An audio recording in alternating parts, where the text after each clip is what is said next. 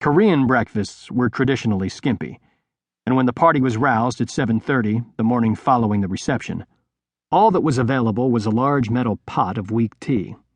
Ferguson downed 2 cups, and was on his third when his translator, Chunjin, appeared.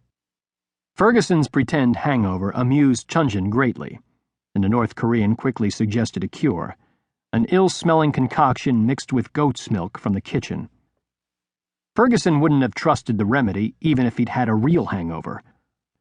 But with Chunjin watching, he decided he had to take at least a sip. His stomach revolted. He ran to the nearby washroom as Chunjin nearly doubled over laughing. Another man came in as Ferguson wiped his face at the sink. He was a North Korean soldier in full uniform. "Captain Ganji," said Ferguson. "Annyeonghaseyo." The man, a corporal, looked at him and shook his head, explaining in Korean that he was not a captain and certainly not Ganji. Ferguson apologized, then switched to Russian, saying that he admired Ganji, a very shrewd thinker and a good drinker. The soldier shook his head and told him in Korean that he didn't understand. "English?" tried Ferguson. That didn't work either. The man rattled off something far too rapidly for Ferguson to understand. "Morago hashosayo?" said Ferguson. "I'm sorry, I missed what you were saying." "He was explaining that the captain is an aide to General Namgong," said Chunjin, coming inside the room. "He spends all of his time at the capital at headquarters." "Oh, very good," said Ferguson in Russian. He laughed. "And did I meet the captain last night?" "He wasn't here." Chunjin turned to the other Korean and began quizzing him. "He says you thought he was Captain Ganji." Chunjin told Ferguson when he was finished. "Oh, I was actually trying to say good morning."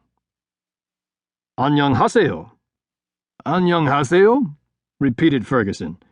"Doesn't sound like Captain Ganji or General Nagton to me." "Namgung," said Chunjin curtly. There was no longer any trace of amusement in his voice. "He is a very important man." "I'm sorry," said Ferguson. He turned to the other man, who had a very worried expression on his face. "I am very sorry." "Chesonghail," prompted Chunjin. "Chesonghail," said Ferguson. "You speak English very well for a Russian," said Chunjin, as the other man slipped past them. "Thank you. You know more Korean than you let on." "I keep trying." Chunjin told him in Korean that he was the bastard son of a 3-legged pig. Ferguson got the bastard but missed the rest. "You may be right," said Ferguson in Russian. "My mother was rather loose." "Come," said Chunjin, switching to English. "Let's go hunting, if your head is cleared." "Da," said Ferguson, staying in Russian. "My head feels much better." "Wait," said Chunjin as they got to the door. He reached into his jacket, and for a moment, Ferguson thought he was going to pull out a gun. Instead, he presented him with a small package. "Your business cards," he said in English. "Spasiba," said Ferguson. "Thank you." Pickup trucks with benches mounted on the sides of the beds were lined up at the front of the lodge. When all of the guests had boarded, the trucks set off, following the dirt road and passing the house where Pak had met with General Namgong. They continued along the stream for about a half-mile before coming to the edge of an overgrown field. 2 other trucks were there already waiting. These had shotguns for the men to use. "What are we hunting?"